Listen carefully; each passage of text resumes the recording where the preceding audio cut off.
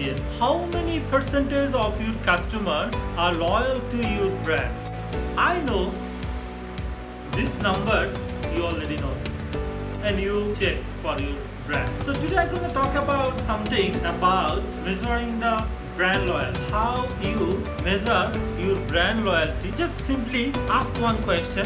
To avoid the long questionnaire, to avoid the complex survey process, you can utilize this technique. This concept is introduced by Mr. Fred Reichel in 2003 on Harvard Business Review article. Basically, this concept he developed on 1993. So it took 10 years to refine this technique. So I said to you by one question. What is that question?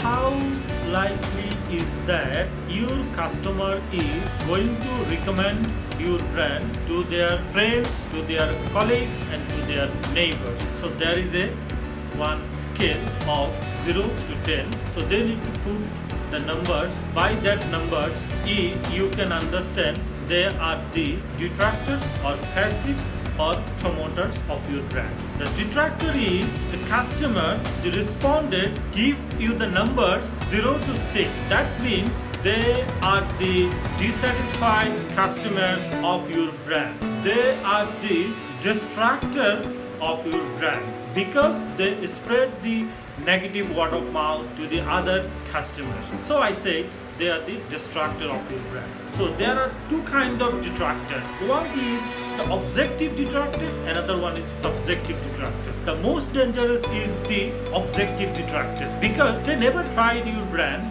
they never used your brand, but they make the comments, negative comments about your brand by using their emotional judgment, using their sentimental judgment they talk. And most dangerously, they use some data and facts to prove your brands wrong to the customer, other customers. So this is very dangerous for your brand. Other part is the subjective detractor. The subjective detractor is someone 1 month before, 6 months before, or 1 year before, he may try your brand for one time. And unfortunately, he felt some dissatisfaction, he felt some discomfort, he felt some expectation gap of your product, of your service. Because before purchasing your brand, he had the certain kind of perception, he had the certain kind of expectation towards your brand. So after using your brand, the performance of your product or service, he felt not according to his expectation.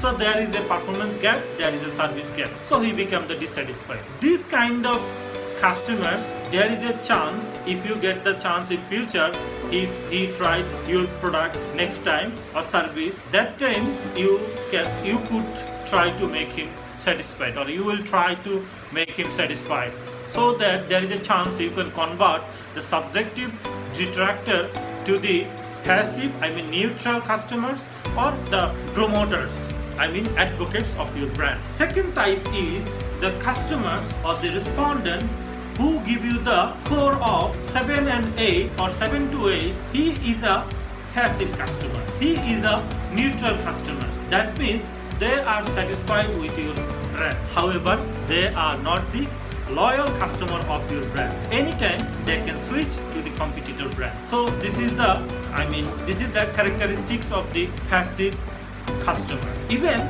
they also don't say negative about your brand as well. So this number is many for any brand. But then the last one, the customer, the respondent who give you the score 9 and 10 out of 10, that customer is an asset for your brand. They are the advocates of your brand. That is what we marketers expect. However, this number is not so many, but our ultimate goal is to create the advocates for our brand. So after this part, another important point, this is the customers who, promoters who influence, who persuade, who request, who ask to their friends, their community, their family, and the neighborhood to try your brand. And they are the people who drive into your brand. Now question comes, how to calculate the net promoter score? I say the parameters, I said the criteria. Then there is one simple equation.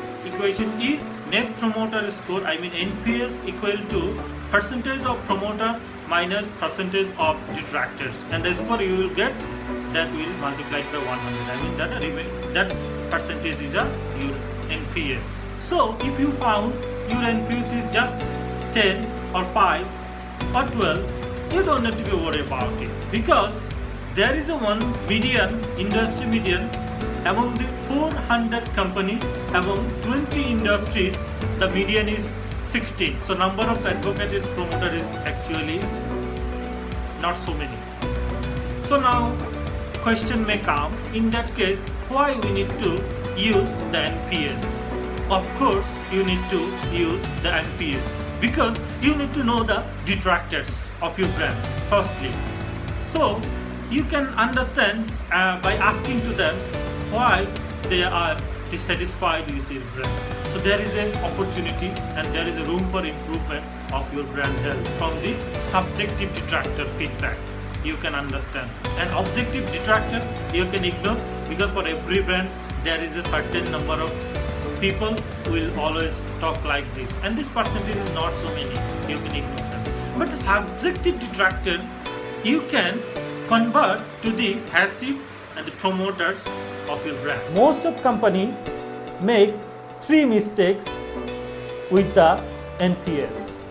The number one is, after the NPS survey, company focus too much on the detractor. Of course, detractor is very important for your brand. You need to know why they are the detractor. But at the same time, you need to learn, you need to know the feedback from the promoter also. Why they became the promoters. Because you have the bad example, you have the bad experience. Also, you need to learn the good experience so that you can combine, you can understand that why they become the promoters.